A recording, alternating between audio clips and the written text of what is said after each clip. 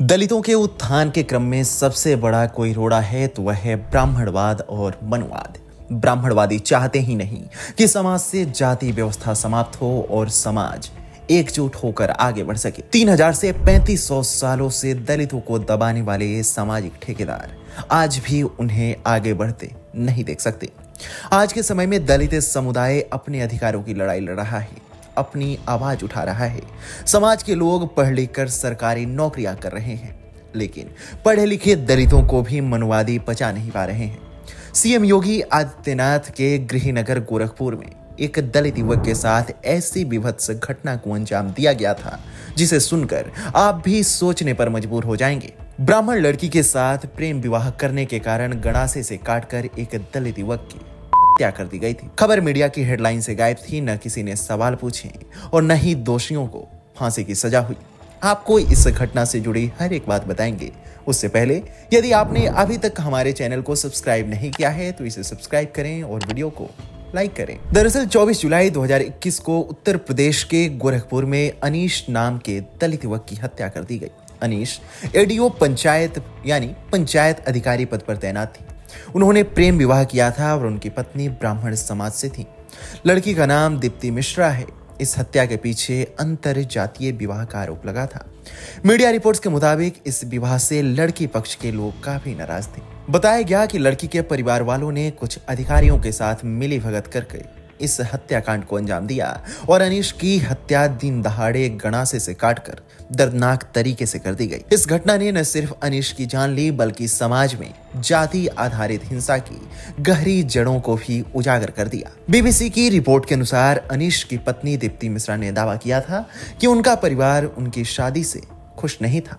अनीश और दीप्ति ने अपनी पोस्ट ग्रेजुएशन की पढ़ाई एक साथ गोरखपुर के पंडित दीनदयाल उपाध्याय विश्वविद्यालय में की थी। कैंपस मीटिंग के दौरान अनीश और दीप्ति को ग्राम पंचायत अधिकारी के पद के लिए चुना गया। नौकरी मिलने के बाद अनीश से उनकी पहली मुलाकात 9 फरवरी 2017 को गोरखपुर के विकास भवन में हुई थी। उसी पद के लिए चयन के बाद विश्वविद्यालय के परिसर में होने वाली बैठकों की संख्या बढ़ने लगी। जैसे जैसे वे एक साथ प्रशिक्षण लेते गए, वे एक दूसरे के और करीब आते गए। इसके बाद उन्होंने सामाजिक मान्यताओं और जातिगत बंधनों को दरकिनार करते हुए 2019 में शादी का फैसला किया। अनीश और दीप्ति ने अपनी शादी को कोर्ट में रजिस्टर्ड कराया। शादी के कागजात के मुताबिक दोनों ने 12 मई 2019 को गोरखपुर में शादी कर ली थी। उनकी शादी को अदालत ने 9 दिसंबर 2019 को मान्यता भी दे दी थी। दीप्ति बताती हैं, हम दोनों बालिग थे और नौकरी पेशा थे, इसलिए लगता था कि इस शादी का घर वाले विरोध नहीं करेंगे और करेंगे भी तो हम उन्हें मना लेंगे। मैंने अपने परिवार वालों को काफी समझाने बुझाने की कोशिश की लेकिन वो नहीं माने। वो बताती हैं, अनीश से शादी की बात पता चलने के बाद परिवार वाले मुझे मानसिक तौर पर प्रताड़ित करने लगे थे। कभी पिता बीमार पड़ जाते थे तो कभी माँ। पिता कहते थे मुझे अटैक आ जाएगा और मैं मर जाऊंगा। जब मैं नहीं मानती तो मेरे परिवार वाले अनीश को जान से मार देने की धमकी देते थे। अनीश की सुरक्षा के लिए मुझे कई बार अपने घर वालों की बात माननी पड़ी और उनके कहे मुताबिक काम करना पड़ा। मैं अनीश को हर कीमत पर बचाना चाहती थी। शादी के कुछ समय बाद ही दोनों परिवारों के बीच तनाव बढ़ गया। दीप्ति मिश्रा के परिवार ने इस शादी को कभी स्वीकार नहीं किया और लगातार अनीश और दीप्ति पर दबाव बनाया। अनीश और उनकी पत्नी को सामाजिक स्तर पर कई धमकियों का सामना करना पड़ा। दीप्ति के पिता ने अनीश के खिलाफ मुकदमा कर दिया था। इसमें उन पर बलात्कार जैसे कई आरोप लगाए गए थे। दीप्ति बताती हैं कि इस मामले में उन्होंने परिजनों के दबाव में अनीश के खिलाफ बयान दिया क्योंकि वो अनीश की हत्या कर देने की धमकी देते थे। इसके बाद एक रोज अनीश कुमार चौधरी अपने काम से वापस लौट रहे थे, तभी अज्ञात हमलावरों ने उन पर हमला बोल दिया।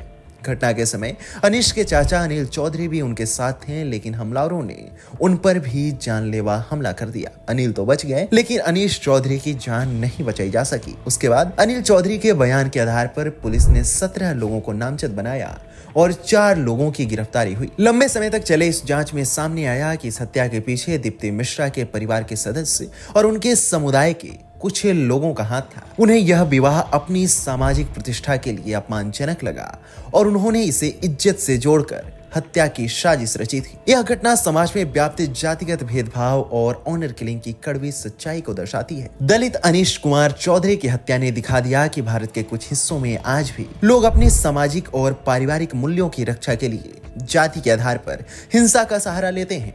अनीश कुमार चौधरी की हत्या एक दुखद और झकझोर देने वाली घटना है जो समाज में व्याप्त जातिगत विभाजन और ऑनर किलिंग की प्रवृत्ति को उजागर करती है। यह घटना दर्शाती है कि समाज का एक बड़ा हिस्सा अभी भी प्रेम और विवाह की स्वतंत्रता को स्वीकार करने में पीछे है और जाति की बेड़ियों में जकड़ा हुआ है।